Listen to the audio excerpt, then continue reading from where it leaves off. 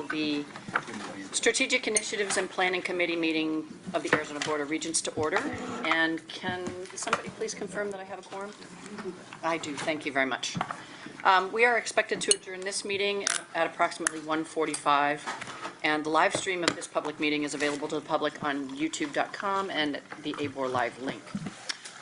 Before we turn to our discussion today, we need to approve the minutes from our prior meeting, so are there any questions or comments related to the minutes? Seeing none, I move that the committee approve the public session minutes from the January 25, 2024 Strategic Initiatives and Planning Committee meeting. Is there a second? Second. All those in favor? Aye. Aye. Any opposed? Any abstentions?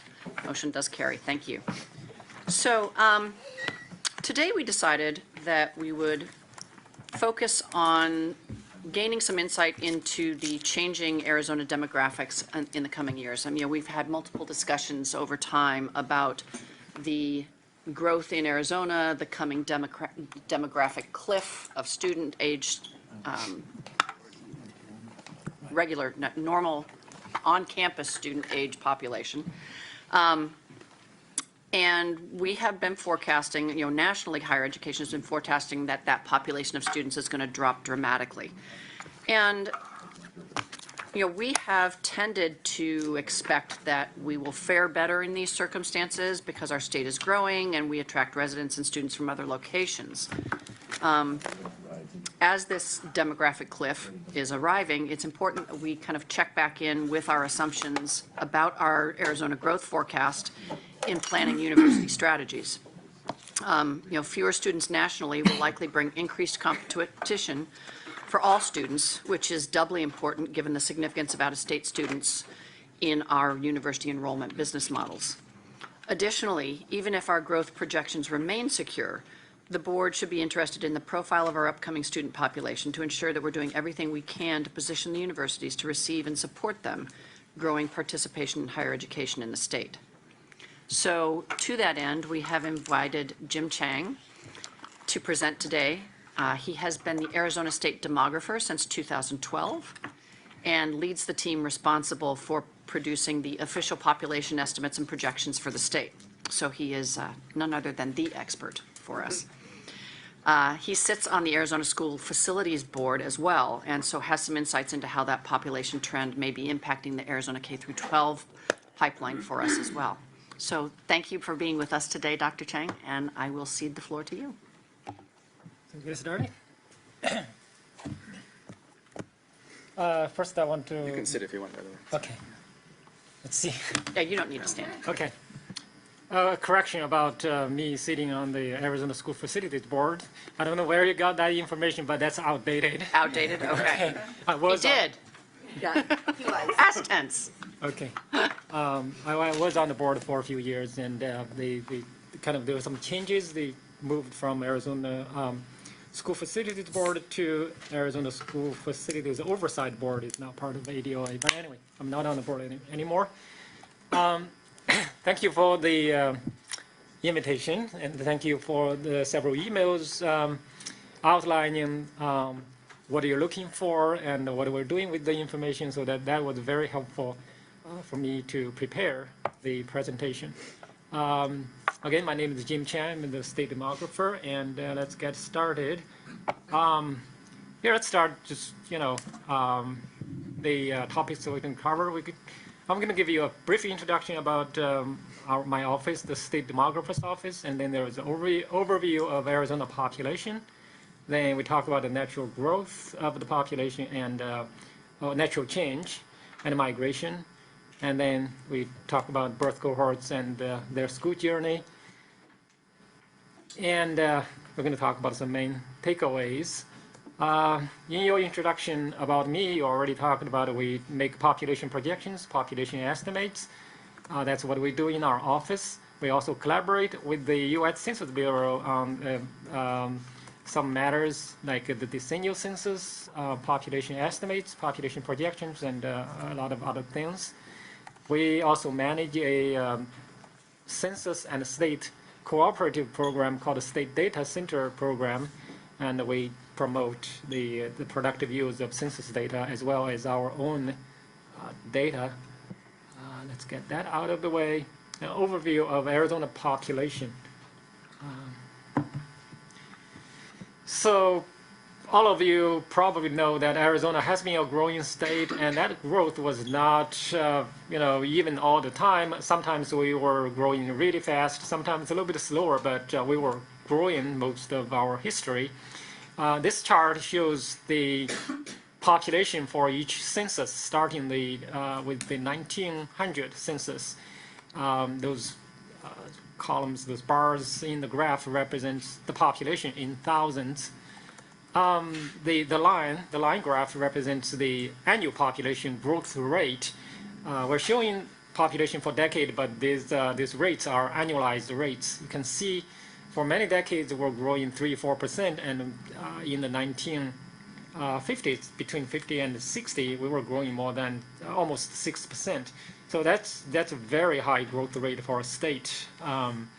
And then, of course, there is ups and downs. There are ups and downs, and for the most recent decade, the 2010 to 2020 decade, our growth rate came down to about 1.1% annually.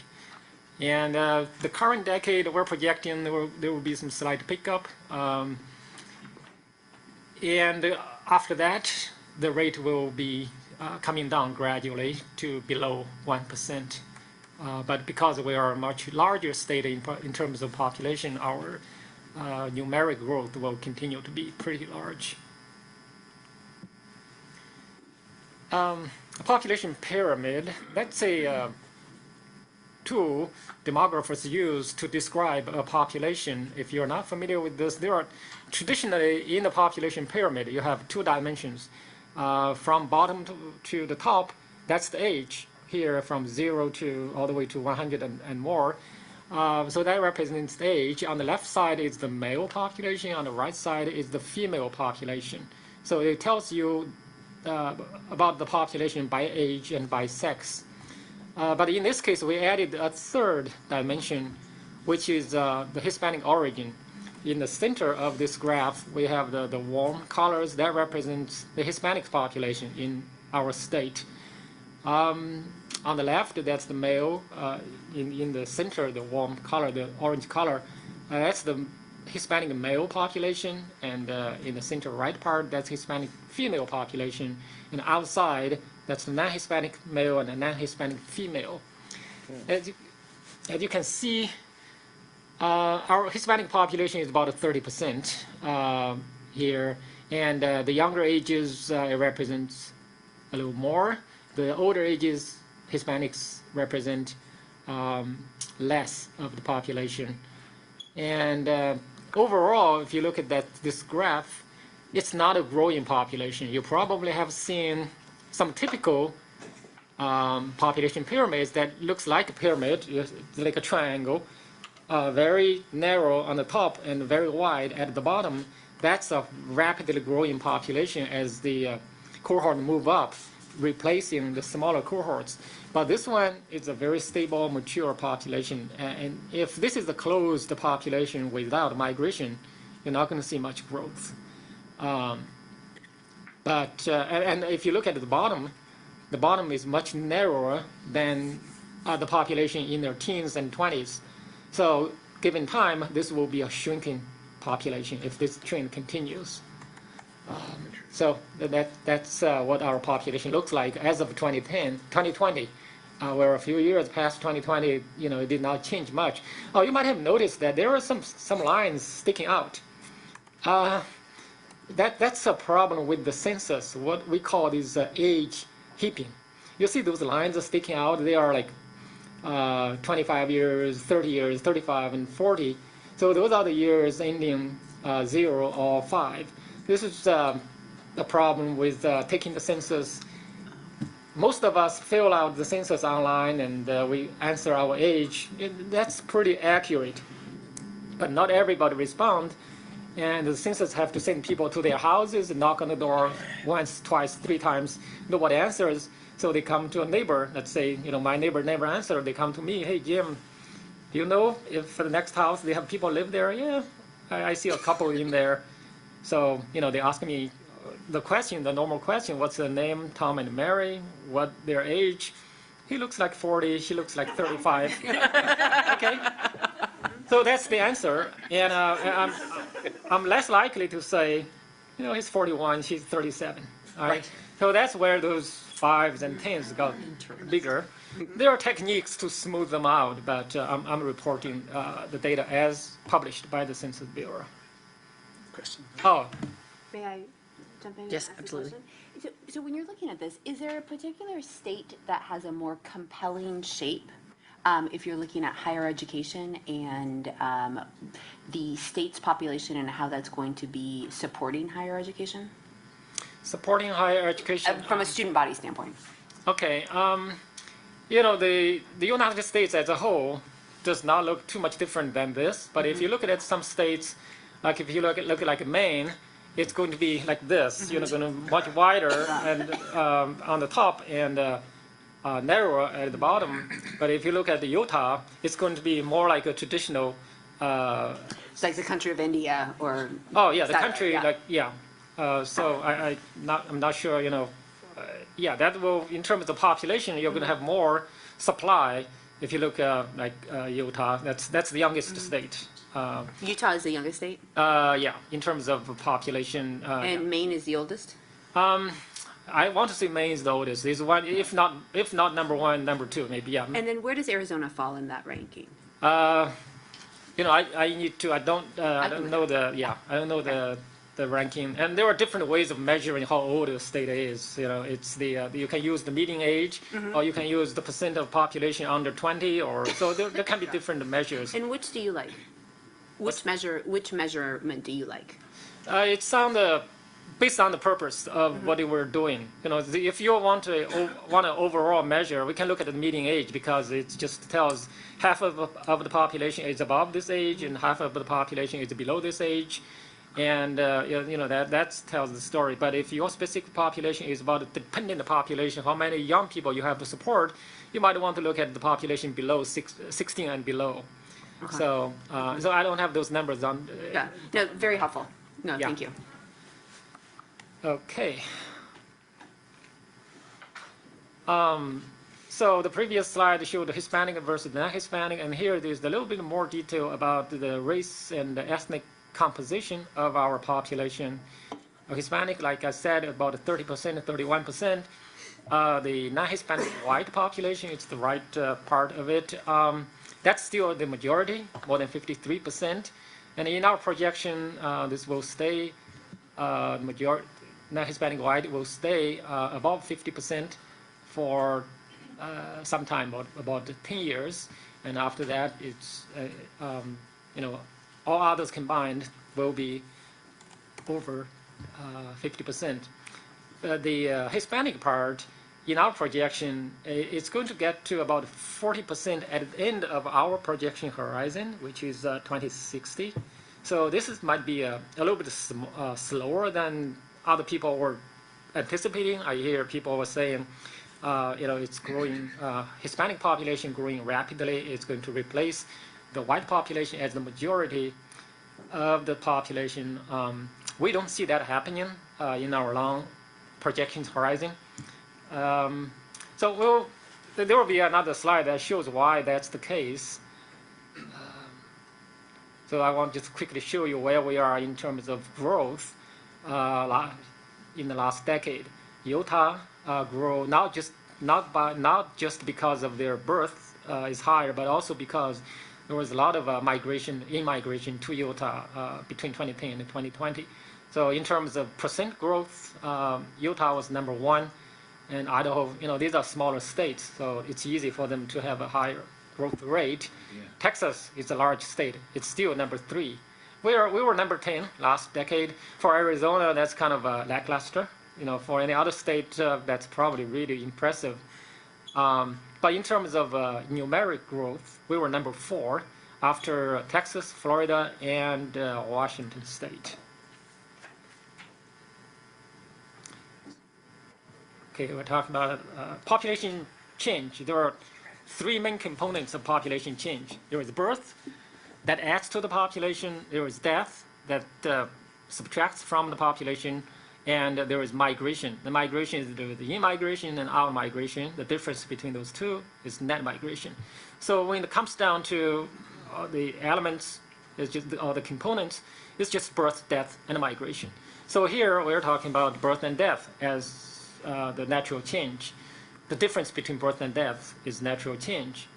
So the top line, well, it's on the top most of the time, the dark teal, that's birth since 1960.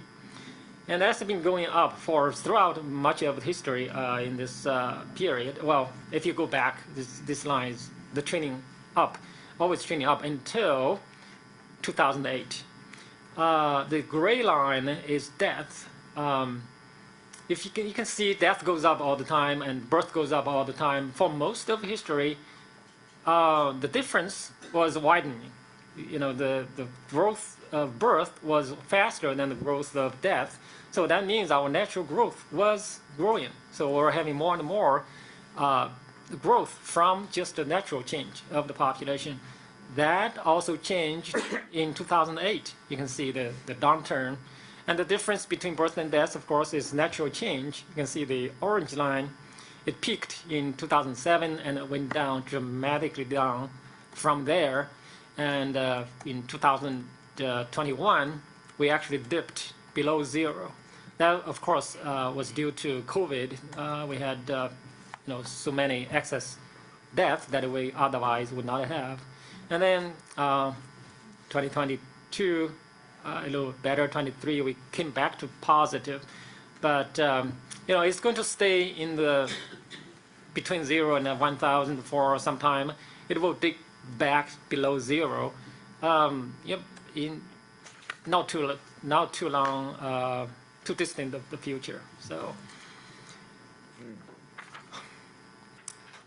okay, here we talk about the fertility rates. Like anything else, there are different ways of measuring fertility rates or birth rates. You could use a crude birth rate. How many births happened for every 1,000 population. That includes old men, little babies. I don't like that measure. The favorite measure I want to use is the total fertility rate, which measures the number of children a woman would have if she goes through her life experiencing the current age-specific birth rate. So that this is the snapshot. It measures the fertility situation of today. So we take a snapshot every year. We did this. This chart starts from 1990. You can see from 1990 to 2007, this is pretty stable. By the way, we have Hispanic on the top, non-Hispanic at the bottom, and in the center, that's the total population, all the women. So for Hispanic women, it was around around 3% for about 2 decades, and for non-Hispanic women, it was about 2%. Oh, Hispanic was 3%, non-Hispanic was around 2%, and on average, it was 2.3, 2.4%. And everything changed in 2008. Every group's birth rate dropped, especially the Hispanic population. It dropped from 3 to 2 in a matter of like 3-4 years. This is unprecedented, and this lasted for some time, and then stabilized for a few years, and then continued to drop. The last couple of years has been pretty level, pretty stable, and we are now at, on average, we're now at about 1.7%, which is quite a bit below replacement level, which is 2.1. But in developed countries, this is high. I think we're the highest among developed countries. In South Korea, this number is 0.74. Wow. Yeah, that's a rapidly shrinking population. In Japan, I think it was similar. Even in China, this is below. At 0.74, can they recover from that? What's that? Can they recover from 0.74?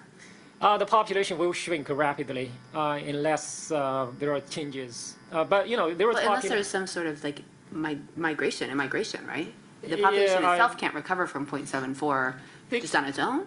Its own. If women, 10 years from now decided they're going to have 5 kids, yeah, they will. Each woman having Right. 5 kids. Yeah. That's going to go over well. Right now, Yeah. I mean, that's an incredibly no number. I mean, we're being facetious, but that's an incredibly low number. I mean, yeah, is that, 0.74. Yeah. That's really low. and so like, would that be the lowest in the world? I think so. South Okay. Korea 0.74. That's probably the lowest.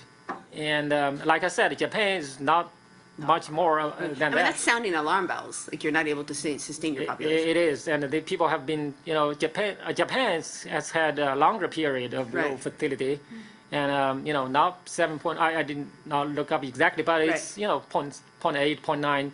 China is also around that area, about 1. So it's very low. These are countries where traditionally family is very highly valued, and these Yeah. large families. But things change, and people are now, we're in different times. That is impressively low. Wow. Okay. May I make a comment? Sure. Please. Isn't the number 2.2 for a society or a country to continue to be able to sustain the workforce for the country to progress? Well, I heard 2.1. I think 2.2 is, 2.1, 2.2 is probably right in there, because we have to account for people die before they have a chance to have babies. So it's not 2 because some people die prematurely. So yeah, you need 2.1, 2.2 to maintain the population long term. Yeah, no developed countries has that. That's why, immigration is making up. In the United States, we have the highest among developed countries, and this is also relatively open compared to Japan and South Korea. Okay. This is putting together natural change and net migration to give you a picture of how Arizona's population has changed over the last 23, 24 years. This is by fiscal year, starting in fiscal 2001. The dark teal part is the natural growth, which we saw in the previous slide. On top of that, well, or below that, depending on which year you look at, the orange part is the net migration. That includes in-migration, out-migration, immigration, emigration, all of that together, and you have a net. For most of the years, our net is positive, and for some years it's very positive, very, very high. But during the Great Recession years, we did have some out-migration, and we lost population. That's fiscal 9, 10, and 11. Last few years, you can see like fiscal 20, 21, 22, to even 23, so pretty high net migration. And for 23, this is probably a little more optimistic. I just saw Census Bureau's estimate. It's quite a bit lower than this. This is the estimated by the State Demographer's Office. We estimated migration over about 100,000. The Census Bureau is estimating lower, but either way, it's pretty high number. And like I said, growth is the 2 big components: natural change and migration. And for a lot of our history, migration is the main driver, and it looks like it's going to be the only driver pretty soon.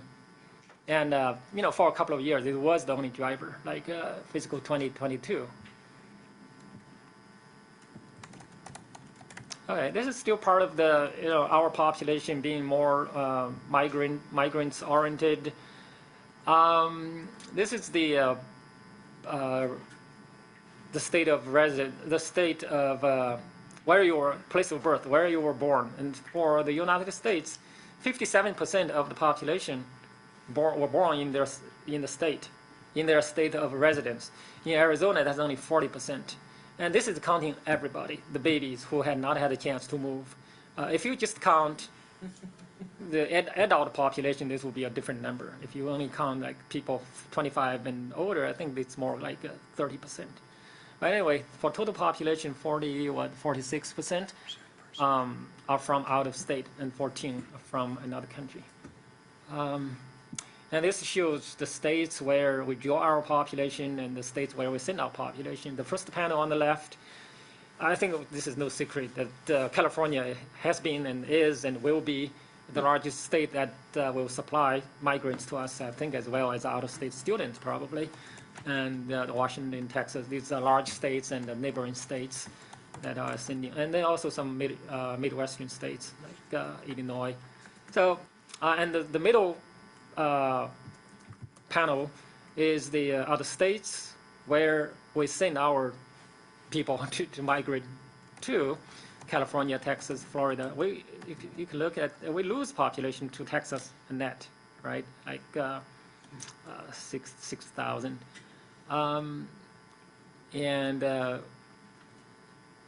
Okay, so the next, the last panel is the net, in minus out. So that's the net migration. Around 47,000 to California and 14,000 from California and 14,000 from Washington, and so on. So you can see this is pretty concentrated in these states, large states, western states, neighboring states, and some Midwestern states. Okay. And this is 2022 data, and these things will change, it will fluctuate quite a bit. And these orders, California will stay on top, but other states, the order will probably change. Okay, Andrew in his email asked about the migration by age, so I thought I'll show this graph. This is a little bit complicated. So you have the age groups, but they're not equal size. The mean size are not, like if you look at the bottom, 1 to 4, that's 4 years, and 5 to 17, that's what, 13 years, and then 18 to 19, that's 2 years. So I had the raw data showing the migration for those age groups. But these age groups are not equal size. It's kind of difficult to digest. What I did here is I considered the size of the age group and normalized them. What I'm showing here is the average single year migration for these age groups. Like 1 to 4, I'm showing like 700. That's not 700 for the whole group. It's average each year for that group. So you can see you probably are mostly interested in the 5 to 17. That's where they come here, they go to school, and pretty soon they'll go to college. We get just under 1,000 for each age each year based on the 2020 data. And 18 to 19, that's the highest. That's probably credit to all of you for doing a great job of getting more students coming to our state to go to university than sending our high school graduates to out of state. So that's the net gain, about 2,100 for each age for 18, 19. I'm not sure if this captures all the students you are capturing, but that's the reason why I would think. So for the next few age groups, that's the starting workforce and then the prime workforce years. If you look at the older ones, 65 to 69, and we all know we have a lot of retirees. People do come here to retire, starting 60 to 69. The top one, 75 years or over, that one I'm not sure what divisor to use. I just picked one. I used 20. That's probably a large number. But I have some doubts about this because in our research, we found that we are losing some population at the very old age group. We're a migrant state, and some of them, when they are like 78, 80 years old, some of them were returning to their home state to join their kids. I think we might be losing. I have some doubts about the top one. But this is the data we got from the survey, American Community Survey. Okay. by migration by age group, by education. So they have different age groups, large bands. And then by education. So I'm not going to spend a lot of time on here, but I just want to make this available for discussion, or later you can review this. I also got the question, the people who are moving here versus the people who are moving out, are we getting the high earners? What does that compare? So I decided to just include this one. This is annual income by mover status and age group. How you read this is on the left, there are 4 panels. There are the non-movers, the people who stayed put in Arizona, and then the second panel is the people who moved from another state to Arizona. The next one is people who moved to another state, moved out, and we tracked them in another state and got the answers. And then there are people moved from abroad to Arizona. So the orange one is the median income, and the teal color is mean income. We all know the median income is not influenced by the extremes as much. You have, if you include Elon Musk in this, everybody will, the average will be really sky high. But they do cap it on the top. They're not going to include some billion-dollar income. But anyway, the mean is still quite a bit higher. I think if we focus on in the middle 2 panels, you can see the people who move in have slightly higher income than the people who move out, which you might think, we might treat this as good news. We have people moving here with higher, presumably good education. But if you are trying to look for people who need education, maybe not so good. I don't know. So just this, you can read this and form your opinion. My take is the difference is not that large. So the people we get and the people we lose, they're quite similar. We can do this on a state-by-state basis. This is all the people who move into Arizona and all the people who move out of Arizona. We could say all the people who moved from California versus all the people who moved to California. We can do that. But yeah, if someone is interested in that, we can certainly do that on the state-by-state comparison. Wendell, we would be interested in that. Yes. Yes. It would be great to have that information. Okay, sure. Now we're going to focus on the birth cohorts and how they go through their school journey. Well, this one is a little complicated. I'll try to explain it. I want to draw your attention to the bottom, the labels for the horizontal axis. You have 3 numbers. Let's look at the first one on the very left, 1991. That's the year of the birth. And that's the teal line showing 1991. You have 69,000 births in Arizona. The second number, 19, that's the age as of 2010 census. They were born in 1991. They were 19 years old, and for that you look at the gray line, and then there was the third number, 29. They were 29 years old in census 2020. So hopefully you're following. And then if you look at the line on the very left, so the cohort that were born in 1991, we had 69,000 of them. And then by, as of census 2010, they were 19 years old. We had, 97, 98,000 of them, which means we gained a lot. People of that cohort over the years migrated into Arizona. They had 19, remember they have 19 years to do this migration. So they came probably, the younger ones, they came with their parents, and when they're 18 or 19, they can come here on their own to go to college. And then if you look at the orange line, they were 29 years old in 2020. They had 29 years to migrate, but that number did not really change after 19 years. So it actually dipped a little bit. So that's how you read this chart.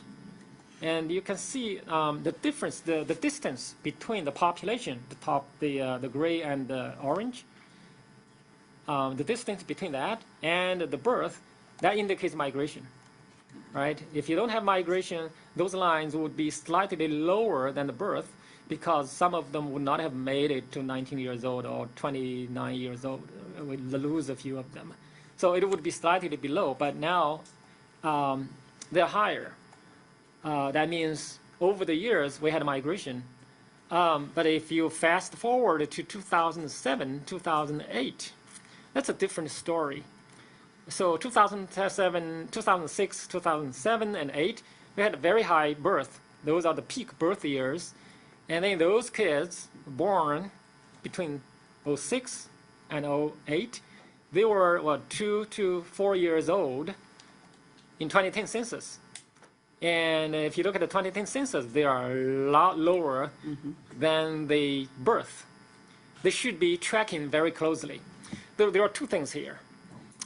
During those years, remember we had Arizona's economy was horrible and we lost more than half of our construction jobs. People were moving out, including young families with kids. And some of them moved out internationally. By the way, some of the kids we lost in the 2010 census were found in the Mexico census. So some of them moved to Mexico. That's one reason, people moving out of the country or out of the state. Another reason is undercount of young children. That's a known problem. It has been plaguing the census forever. And 2010 had the problem, we know it. And 2020, this is even worse. Interestingly, exactly a week from today, the Census Bureau will release a study of undercount of young children at the state and county level. So they did that a long time ago for the nation, but next week, today, they're going to release a study for counties and state. So we're going to have a clearer picture of what that looks like. So that's that. Even the 2020 census population, they are, by this time, they are like 13 to 11 years old. Still has not recovered. So we lost some of those almost permanently. And then if you fast forward to the end of this graph, the orange line, again, crossed below the teal line. That's entirely due to undercount because, in 2018 to 2020, we did not have this recession problem. We were having immigration, net immigration, and still the population was lower than the birth would indicate. So that gap at the end, that's undercount, and we will find out more next week. Okay, I think. Yeah, we should wrap up soon. Okay. Okay, so I think we're beating this horse to death. Okay, so if you look at this is the birth again from 2000 to 2023. If you look at the very left, 2000, the people born in 2000, they're out of college for a few years. I have one of those. My son graduated from ASU. Thank you, Dr. Quirrell. In 2 years ago, 2022. And then you have, next couple of years, you have seniors in college. So next few years, I think your freshman class naturally should be expanding, but only for 2 years. If you look at the top of this chart, that's the juniors in high school. So 2 years later, some of them will become freshmen in college, and that will be the top. It doesn't mean you cannot grow your freshman class. It's going to be more difficult. I might get in trouble by saying this, but if we have vice presidents here whose job is to grow freshman enrollment, grow your enrollment, if you've been doing this for the last 10 years, good luck. You were having some help. And what do you do next? I think retire next year. Or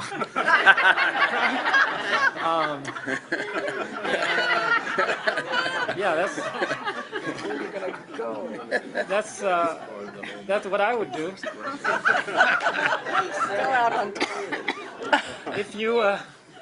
If you secretly hate somebody, maybe you recommend him to do your job.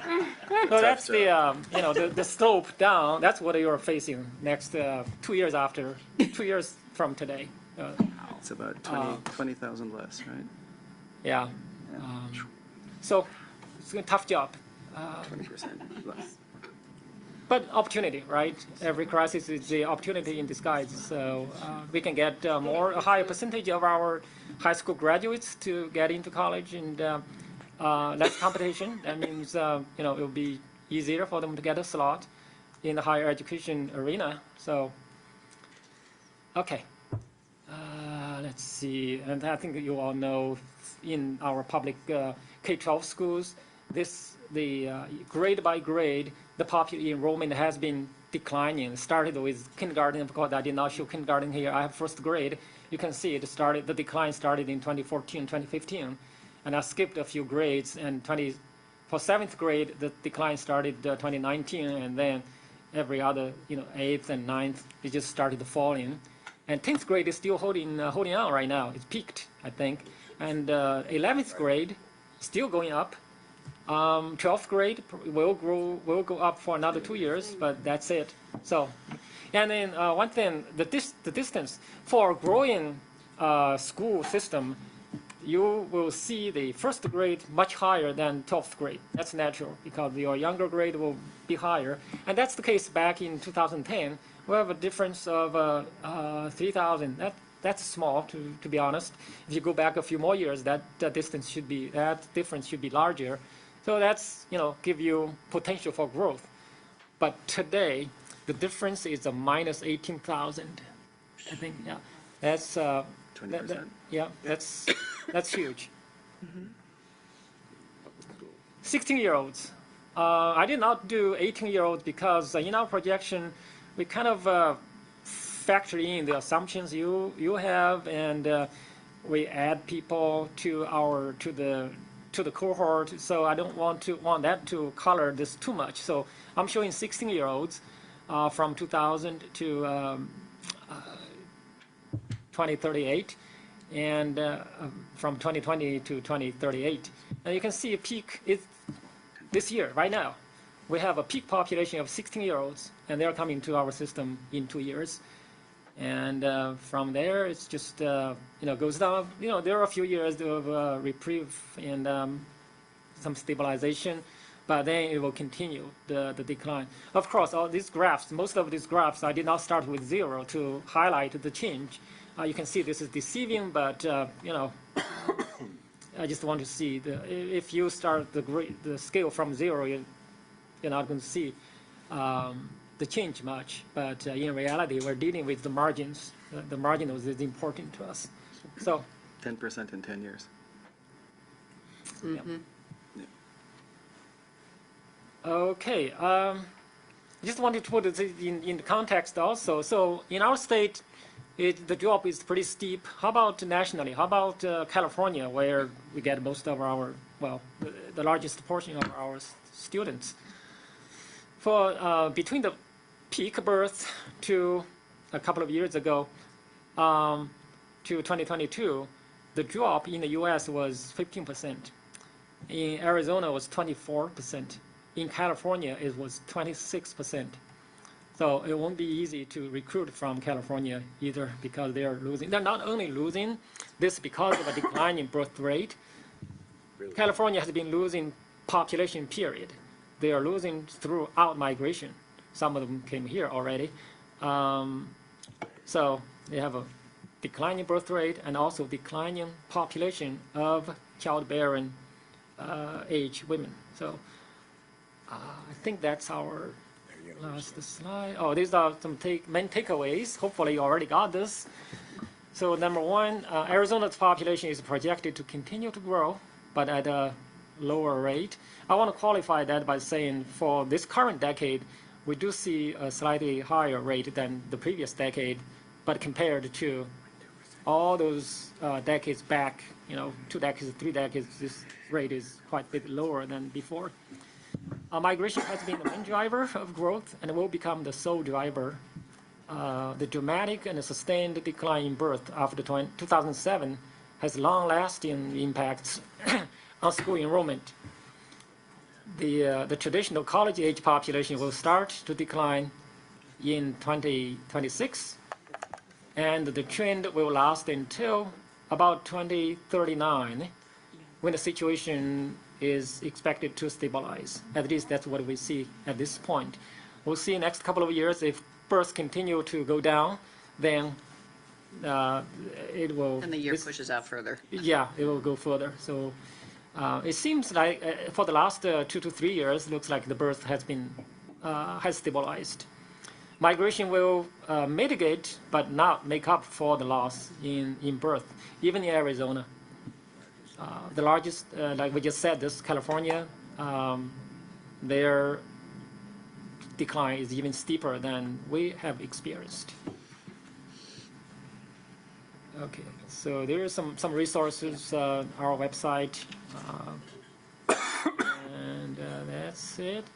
My colleague Tara Salomon, she's the projections demographer of the project. She does most of the projections work. She's not here today because she had a previously scheduled annual leave. Yeah, I think she worked with some on the Board of Regents staff for our projections work, and this collaboration will continue. Well, Thank you. That was my presentation. Thank you very much. I mean, very I good. think this is a little more stark than I had anticipated. So I'm going to open it up to questions and comments from the board, and I see Regent Penley. Thank you, Dr. Cheng. That was instructive, a little concerning, but instructive, and not too surprising. There is another takeaway that I took from this too, and it's related to one that I've been concerned about for some time.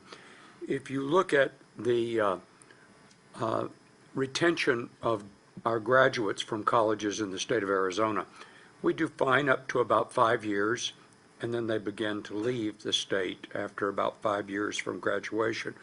We know that in Pima County, there's a fairly high outmigration from Pima County among post-college graduates to get jobs either out of state or in Maricopa County.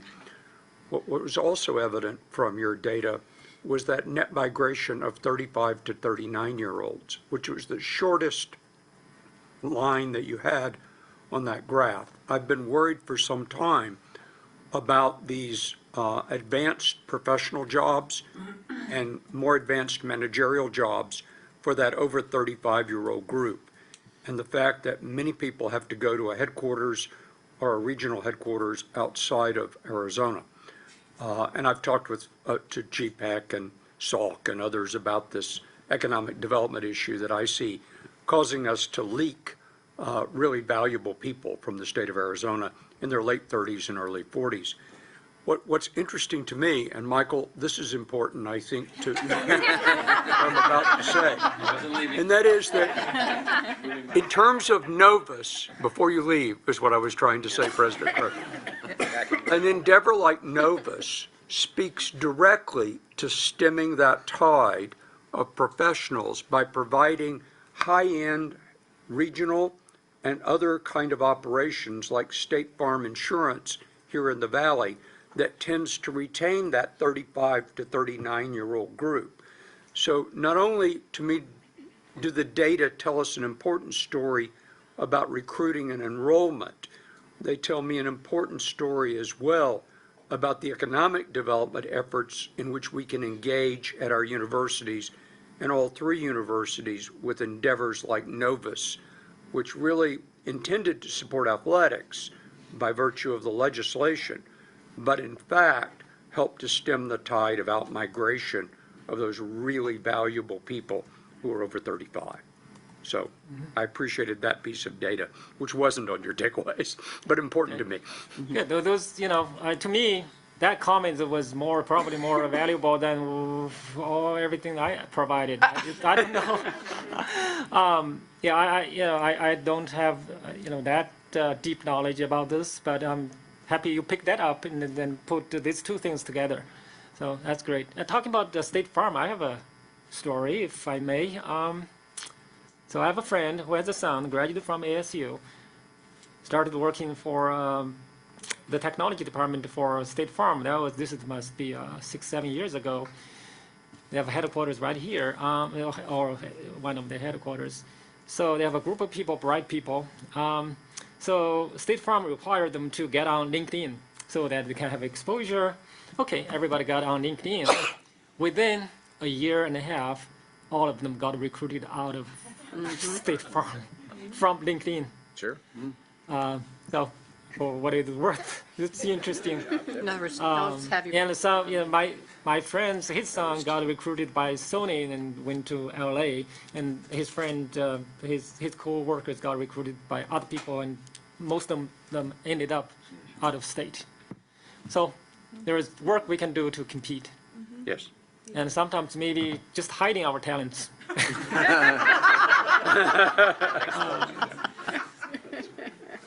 I don't know what you do. Other comments, questions from the board? President Crow? I know that this is a narrower presentation of the demographic trends as opposed to the actual market opportunities for higher education. They're not the same. They are related, connectable, and somewhat derived from population or demographic trends, but we have over 1 million people in Arizona alone that went to college and didn't finish. They're all older than 19, 20, or 21. Many are in their 30s and 40s. In the United States, there's almost 40 million of these people. Those are, very, very important assets to help attract here and so forth and so on. So this is important, and, we're adjusting all of our behaviors relative to this, including driving college down into high school and all kinds of other things. But the demographics of the classic way of thinking about things, at least for us at our institution, they're not the same. They're the same for the first year class coming from high school, which is 16,000 students of our almost 30,000 new students that come to the university this year. So it's a fraction of our overall activity. So just as important as the demographic trends are the learning demands that all age groups are going to have. So we have, I think I calculated this the other day, we have 400,000 more learners registered for a class at ASU, at least a class at ASU, than we did 4 years ago, because of the desire for learning. So the one thing that is the case is that the United States, at 340 million people, depending on what day you're counting, and I don't know where you would be on that, is a massive, unbelievable economy which is evolving rapidly. And the notion of high school, college, 18 years old, 21 years old, that's less and less important. Still important, but not the most important. What we call universal learner and universal learning across a person's entirety of their life, which is the reshaping of our institution around that reality.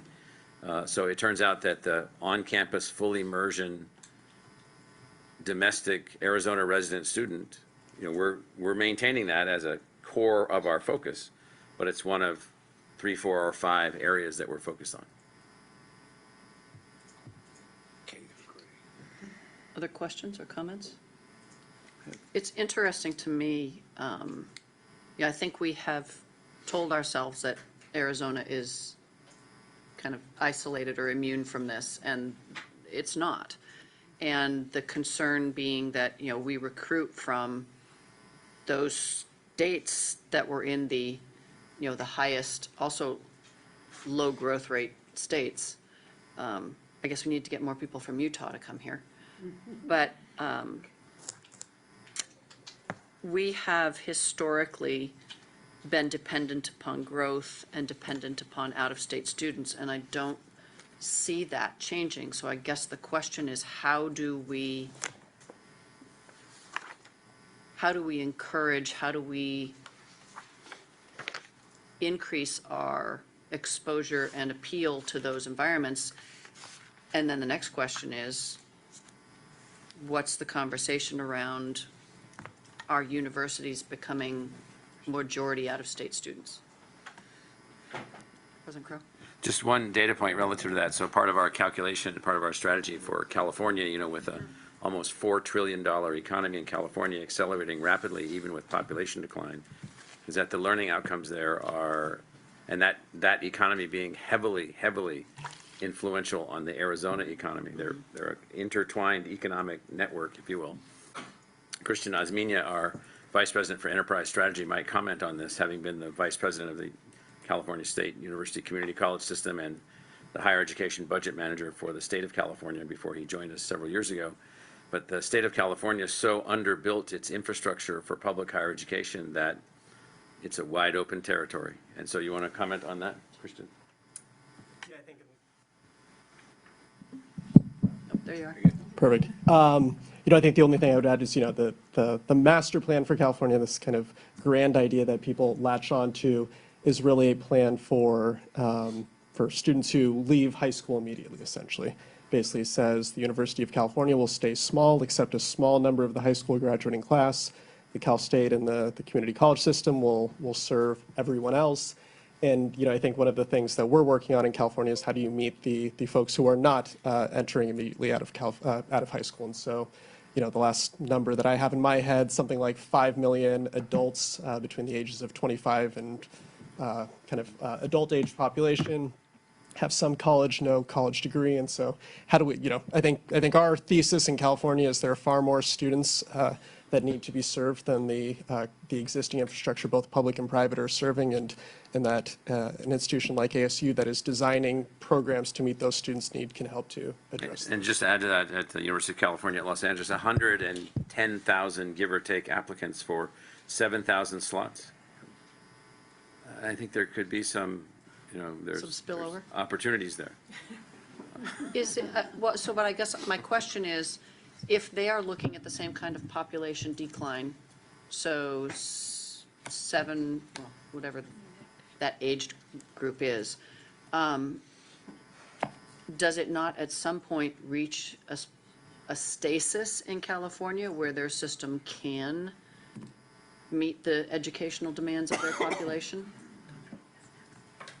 I think it's so far out of kind of where we are today. And so I think the idea that you have institutions who are designed to serve a very specific population, and, I think I think yes, if you assume that the only students we're serving are high school age students, I think that is not where the need is. And I think the existing institutions are not redesigning programs in kind of fast enough and large enough scale to figure out how to serve the other students. But one also has to be cautious. Arizona would be the outlier here in the fact that Arizona has such a low college going rate for lots of different reasons, which has to be remedied. Demand for college, if you read the Wall Street Journal, you think there's no demand left for college.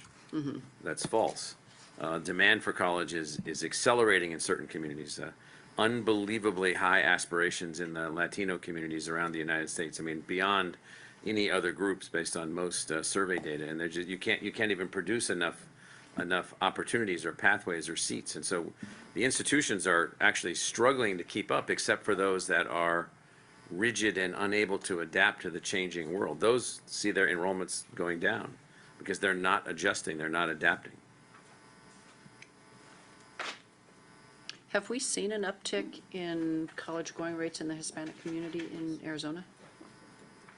The answer is yes. At ASU, dramatically yes, but in Overall U.S., there's been some Yes, too, yes. uptick. Yes, the answer is yes. The aspirations are partially being realized, not at the level that they wish. Right.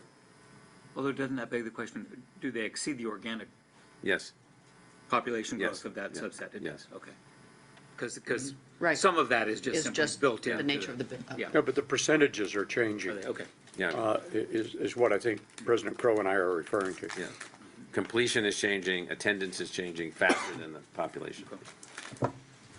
Brad? Regent Manson. If I may, I think I'd like to sort of underline something that Dr. Crow led into his comments with around the idea that the population isn't necessary. This isn't the whole shebang. And I think one of the takeaways is that while we're talking about California and the other pieces, ASU has done a really good job of identifying ways to find those sort of well-dispersed older adults, some college, no degree, non-traditional students where they are, I think Starbucks is a really great example of that, where that's, they found target-rich waters that wasn't Hundreds of thousands of non-completers working for the same company. while every other higher Captive education market, institution is looking at the graduating high school senior as Right. the primary market. So what we're saying here is that the primary market that everybody's competing for is going to be under pressure. And even if that isn't the thing that's driving it, I think a takeaway is that ASU needs to keep doing what it's doing, but also that our other two institutions need to similarly develop more diverse strategies, I guess, for identifying that traditionally difficult market to crack, which is the some college, no degree, which is the adult, the people that are not all in one place waiting to be recruited, but that are spread out and need to be actually lured into higher education. Well, and then that begs the question of, our efforts at this board to differentiate the universities, and do they all need to be competing over the same other bucket of students in the same manner? And I want to be careful that we don't go down that road either. I think that is, if I may, I think that is a very good point about the differentiation, and this is, the demographics we're seeing here is going to push the board to have to make, work with the presidents to make those kind of decisions sooner and more pronounced. The other thing I'd like to say is I think President Crow and ASU do a phenomenal job at identifying the opportunity. Jane Kuhn from our office has years of experience on this, and she also mentions that it is harder to recruit a student that is an adult learner than it is an 18-year-old in general. It is more Not as intense. easy to reach. They're not as easy to reach. There is a reason they don't come to our shores right when they're 18, right out of high school.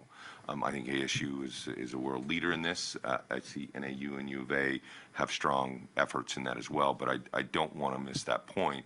As we have to look to these other markets, they have been traditionally harder to crack and harder to succeed in. We market only in Klingon. Thank you. So, President Crow, Maria Angriano is the one who is leading this Learning enterprise. learner enterprise. So those are the 500,000 learners, give or take, that are not in degree programs. But lessons learned can help us to, expand what you're doing. Yes, there's many lessons learned. Many of them are hard lessons. Thank you. All right. Are there any questions or comments from the board? Well, Jim, I appreciate you being here with us today. It's very informative. I think this is the second time that I've been through this with you, and I learn something new every time. Sometimes I wish I didn't know it. But thank you very much. On that note, we are adjourned, and we'll convene an executive session in 15 minutes. Chair, if In 5 in 5 minutes? In if- 5 if- minutes.